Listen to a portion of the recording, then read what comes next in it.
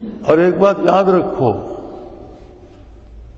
نافرمانی بندے کو گمراہ کر دیتی ہے۔ واللہ لا یہدی القوم الفاسقین، بدکاروں کو اللہ کریم ہدایت نہیں دیتے۔ برائی اور گناہ، جھوٹ اور جھوٹی قسمیں، دھوکے سے کسی کا مال لینا یا جھوٹ بول کر کسی کو نقصان پہنچانا، اس قسم کی برائیاں جو ہیں یہ بالآخر انسان کا عقیدہ بھی لے ڈوبتی ہے۔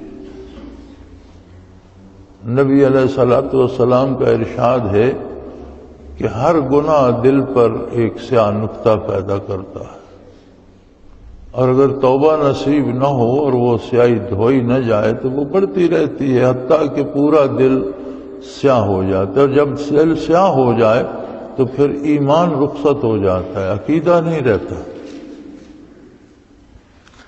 آج کل ہماری بدبختی یہ ہے کہ ہم اللہ کریم کو سامنے رکھ کر نہ بات کرتے ہیں نہ کام کرتے ہیں، ہمارے سامنے لوگ ہوتے ہیں کہ لوگ کیا کہیں گے۔ لوگوں کو تو ہم نے حساب نہیں دینا، قیامت کو لوگوں نے اپنا حساب دینا ہے، ہم نے اپنا حساب دینا ہے۔ تو بے شمار گناہ، بے شمار فضولیات، بے شمار رواجات صرف اس وجہ سے اپنائے جاتے ہیں کہ لوگ اچھا کہیں، اور لوگ پھر بھی اچھا نہیں کہتے۔ انہیں کیا ضرورت ہے کسی کو؟ لوگ، ہر بندہ اپنے آپ کو بڑا سمجھتا ہے، اسے دوسرے کو بڑا سمجھنے کی کیا ضرورت ہے؟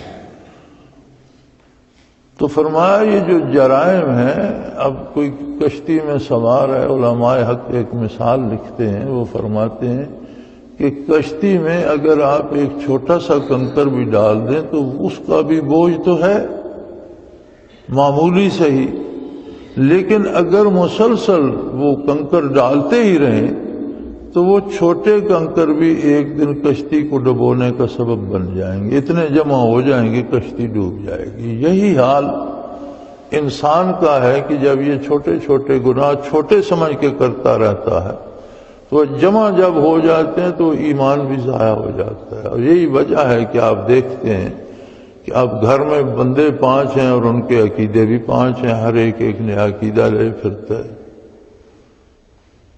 اور کیسی عجیب بات ہے کہ ایک عام آدمی نے دعویٰ کر دیا، یہ تلہ گنگ کی بات ہے، ایک بندے نے کہا میں خدا بھی میں ہوں، رسول بھی میں ہوں، اور وہیں ماننے والے بھی پیدا ہو گئے۔ یہ کیسی عجیب بات ہے کہ ایک اپنے جیسے بندے کو، کمزور انسان کو جو کھاتا پیتا سوتا جاگتا ہے، اسے آپ خالق کائنات کیسے مان رہے ہیں؟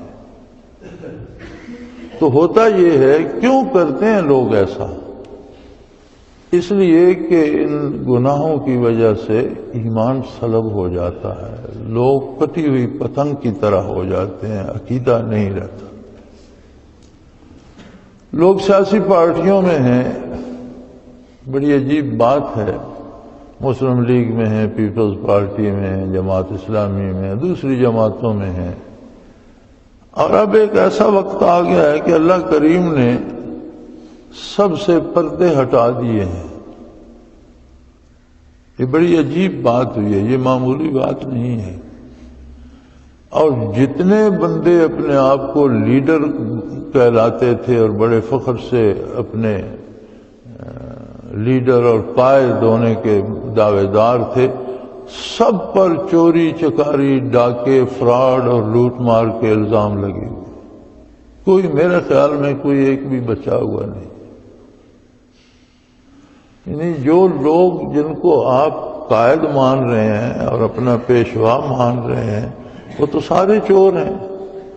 اس کے باوجود جو پیپلز پارٹی میں ہے وہ ڈٹا ہوا ہے، جو مسلم لیگ میں ہے وہ ڈٹا ہوا ہے، جو دوسری جماعتوں میں ہے وہ ڈٹا ہوا ہے، اپنی جماعت نہیں چھوڑتے، صفائیاں دیتے پھرتے ہیں، نہیں جی ہمارے لیڈر چور نہیں ہے، بھی سارا جہان کہتا ہے چور ہیں، اعداد و شمار بتاتے ہیں، بینکوں کی رپورٹیں بتاتی ہیں، حکومت کے ڈاکومنٹس بتاتے ہیں، ریکارڈ بتاتا ہے کہ چور ہیں، لیکن چونکہ وہ ذہنی طور پر ان جماعتوں سے منسلک ہیں ان کو نہیں چھوڑتے۔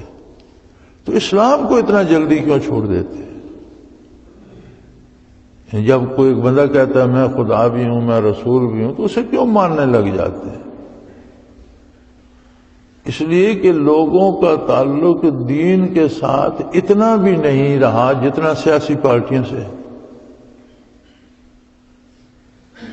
یہ کتنی عجیب بات ہے کہ سب کی چوریاں روزانہ سارا دن، بلکہ میں تو ٹی وی بند کر دیتا ہوں، تنگ آ گئے ہیں سن کر، وہ چور ہیں بات ختم ہو گئی، وہ سارا دن فلاں نے فلاں جگہ سے چوری کی، فلاں سارا دن سارا رات، کبھی ٹی وی کھولو تو اور کوئی بات ہی نہیں، وہی چوری چکاری کے قصے ہیں، اور کوئی کسی سیاسی جماعت کی قیادت نہیں بچی۔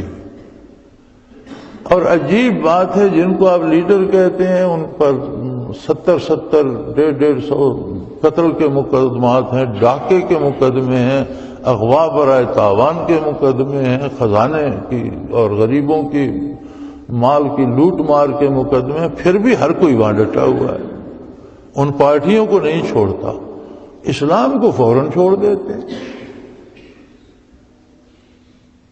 اس کی بنیادی وجہ یہی ہے کہ جن گناہوں کو ہم چھوٹا سمجھتے ہیں، جو جھوٹ ہم دن بھر بولتے ہیں کہ معمولی بات ہے، بندے کو میں نے تنخواہ دیا، وہ ہر جملہ، ہر جھوٹ، ہر وہ عمل جو اسلام کے خلاف ہے وہ دل پر سیاہی پیدا کرتا رہتا ہے۔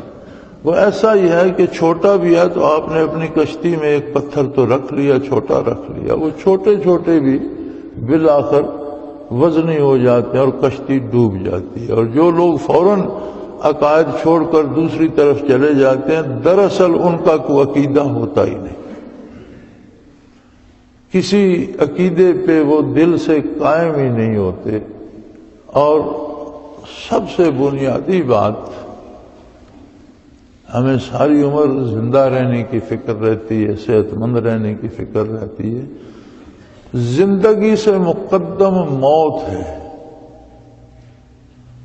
ضروری یہ ہے کہ ہم اپنی موت کو صحت و زندگی سے مقدم رکھیں، وہ آئے گی اپنے وقت پر، ہمارے چاہنے سے نہیں آئے گی، کسی کے کہنے سے نہیں آئے گی، لیکن جب آئے گی تو پھر ساری زندگی کے اعمال سامنے آ جائیں گے۔